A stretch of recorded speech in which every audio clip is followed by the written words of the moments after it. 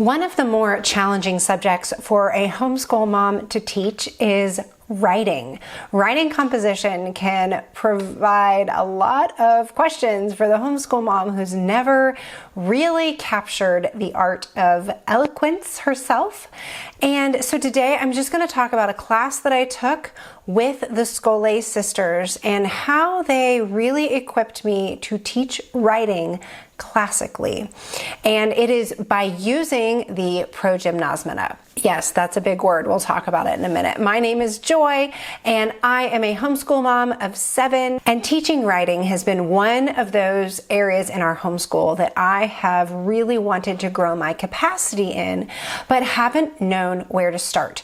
I have really understood the value of a child needing to be coached in writing, but I haven't really been able to figure out how to do that until I took the Schole sisters Teach Writing Classically course, where they walked us through step by step how to teach the Progymnasmata. And that is a huge word, and what it is pro is before, and gymnasmata is basically the same root that we get gymnasium, which is the word for exercise. And so what it is, it's before exercises that really engage our minds and start to get students thinking in different ways and really starting to stretch and grow not only how to use language, but also how to internalize some really beautiful deep truths through the moral imagination. Let's just look at a few beginning exercises in the Progym. One of the most significant benefits for utilizing the Progym and going through the trouble of learning how to implement, well, there's two. One is that I am able now to have multiple ages of children at one table. I have my 9-year-old, 10-year-old, I have an 11-year-old, a 12-year-old, and actually 2 14-year-olds and a 16-year-old, all at one table. And half those kids are from another family. But what's wonderful is that now I have an understanding of how to scale the work that we're going to do based on the age and development of each child. And that is huge. Before, I would have needed to get a workbook, and the workbook would have been age appropriate. But now I can actually pull from our reading. I can even pull, and I did this the other day, I pulled from a sermon we had at church on Sunday, and I was able to pull in some of the ideas from that sermon into our writing lesson. So using and understanding how to use the Progym really allows us to be much more relational with our students. So the other benefit that I have been seeing since implementing the Progym this semester is that the work that we're doing, each lesson, so we're starting in Fable, those fables start to work on the students. One of my students exclaimed when I put a sentence up on the board for us to play with, and we were going to change some words in it. They go, "Oh, that's hard." That tells me we are really starting to cause the children through these exercises to really use their brain. It's not fill in the blank answers. It's really playing with words. And that's what we want to do. Like in music, we don't want to just practice and do drilling. We want to find a way to actually play music and engage in creating music. And it's the same with writing. It's the same with when we're trying to learn how to communicate with our words.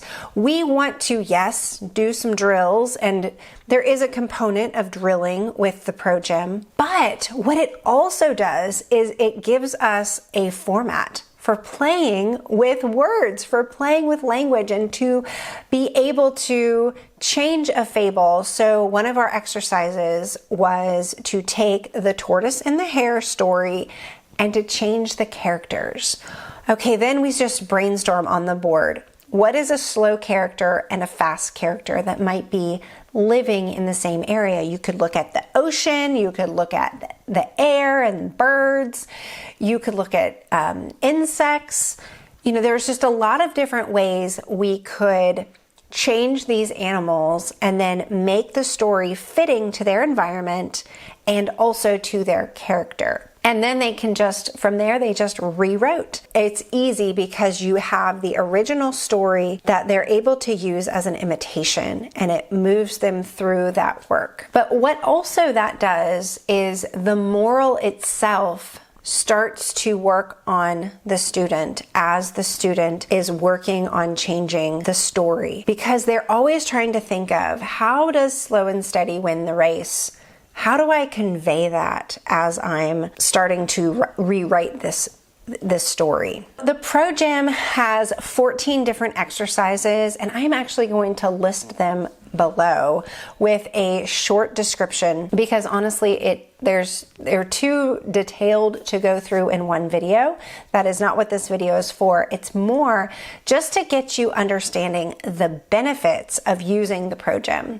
So the first 3 exercises are the Fable exercise, and that's where a student is playing with fables, rewriting them, working with them, taking a moral, writing a new fable with just the moral, or they're changing the characters, adding dialogue.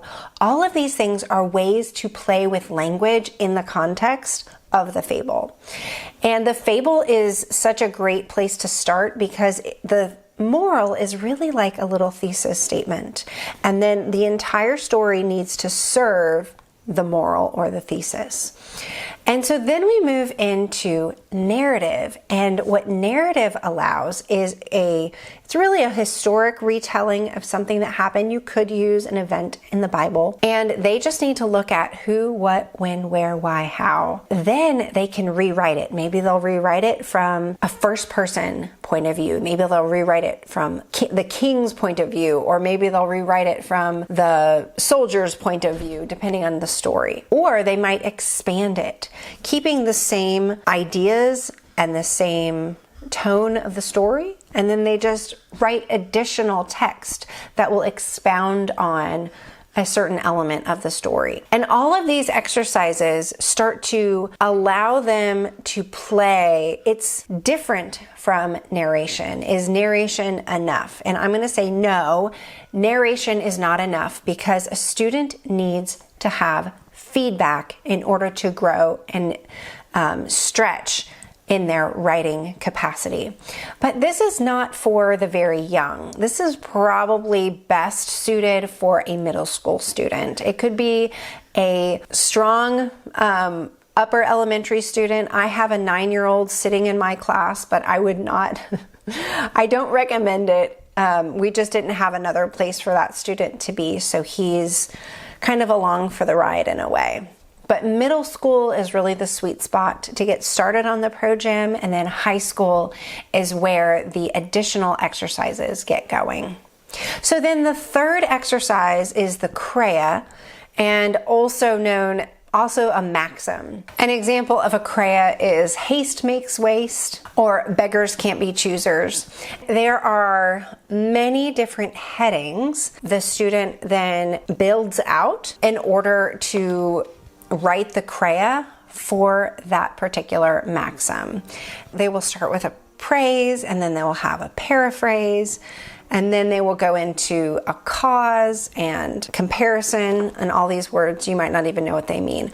But what's neat is it's helping us shape and understand how to order our paragraphs, or even how to order our sentences, to show different facets of one idea. As I've started to work with my students, I'm seeing them start to engage with the material, because it's not just a worksheet. It's something that, honestly, for one, they get to take in as their own, and for another, they're able to really have to think through the exercise. And I think just the challenge of it helps them engage. So here's what our schedule looks like right now. We are doing a 2-family co-op, 1 morning a week, and we have 45 minutes for our writing composition class. We start with 15 minutes of our mother tongue, and this is our grammar book. We do a short grammar lesson, and this is what Misty Winkler goes over in the Progym class. She explains a little bit more depth how she uses this book, but then she also shares with us after each lesson how to give productive and helpful feedback to students that is not demoralizing. So after we do our short grammar lesson, we usually have time for students to read aloud from either a fable that they selected or one of their composition pieces. So it kind of depends on where we are. Right now, we've done 7 weeks of class, and we've just focused on the fable exercise, and we had one poetry imitation exercise in there. And in the Progym class, they explained kind of how to do that. But the essence is we're able to play with words, and we're playing with different fables in different ways. And the pacing looks something like this. We had our first class, and then I was able to give them our first assignment. And I explained we actually did some brainstorming on the board because we were going to be changing the animals. And then we talked about how they might do that and what animals would be fitting for that exercise. And then I took a couple sentences and we played around with the words, trying to show them how you can take an original thought and you can change it and make it either better or simpler or longer. You know, you can do a lot with one sentence. So then they had their assignment, and then the following week they turned it in. So then I had a week of corrections. They got a new assignment that second week, and then I handed back the first assignment on the third week. And what's been messier is trying to get the rewrites, because then I needed to take a break from assigning more work so that they could rework those original pieces. So that's why it's taken so long, is because I'm wanting to work in the rewrites. I don't go super elaborate. I'm kind of putting brackets around some sentences that I want them to play with and change. Or, we even did it on the board where I would write a sentence and the students all helped me from somebody else's work, rework a sentence that maybe was too long or maybe it was a little bit confusing. But that exercise, doing that together, shows the students how they can play with the words to help convey their ideas more clearly. So that is my introduction to the Progym. I cannot recommend enough the Schole Sisters How to Teach Writing Classically course. I'm going to leave a link to it below. I strongly recommend it. Even if you just go through the first 5 lessons and implement those lessons with your students, your family is going to be so much further ahead in writing, and you will learn so many valuable skills on coaching your children with their writing, on how to play with words, and really how to have a relational connection with your students when you are working on writing composition. Well, that's all I have. Thanks so much for watching, and I'll see you next time.